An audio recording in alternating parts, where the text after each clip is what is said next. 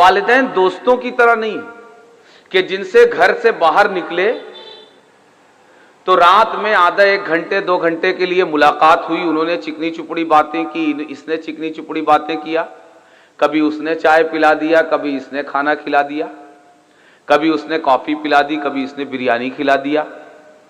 تو یہ تصور کہ یہ بڑا با اخلاق ہے دوستوں کے درمیان.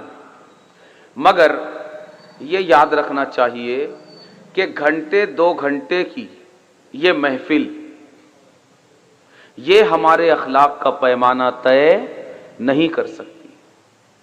ہمارے اخلاق کا پیمانہ ہمارے گھر کی 4 دیواری کے اندر،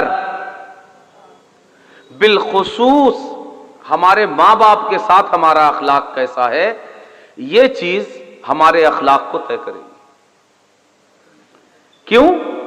اس لیے کہ ان سے زیادہ ڈیوریشن، اس سے لمبا ڈیوریشن کسی اور کے ساتھ تعلق کا ہمارے پاس نہیں. اولاد کب ہوگی؟ ہماری اولاد کب ہوگی؟ بھائی جب ہم پیدا ہوں گے، شادی کے لائق ہوں گے، شادی ہوگی، ہے نا، اس کے بعد اللہ کرم فرما دے تو اولاد پیدا ہوگی. ٹھیک ہے؟ بیوی سے ہمارا تعلق کب سے؟ شادی سے. مگر ماں باپ سے ہمارا تعلق کب سے؟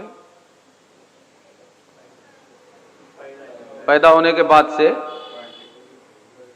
شادی ہونے کے بعد سے نہیں، پیدا ہونے کے پہلے سے. پیدا ہونے کے پہلے سے.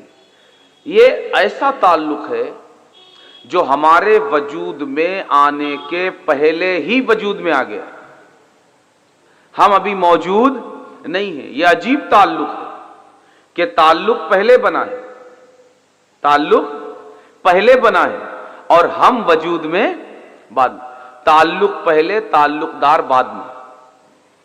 تعلق پہلے، تعلق دار بعد میں. تو اس تعلق کا ڈیوریشن سب سے زیادہ ہے، دورانیہ سب سے زیادہ ہے.